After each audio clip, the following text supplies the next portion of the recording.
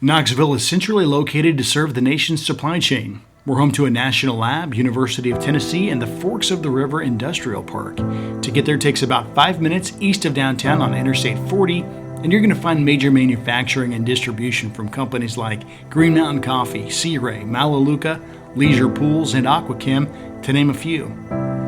The main access is through Strawberry Plains Pike along exit 398 at Interstate 40, which is also home to Pellissippi State Community College and the regional headquarters for the Tennessee Dept of Transportation. It's also home to an incredible restaurant site that's 5,981 square feet, has excellent visibility, parking, attractive architecture, and it's in turnkey condition. Contact Justin Sterling at NAI Cola Moore for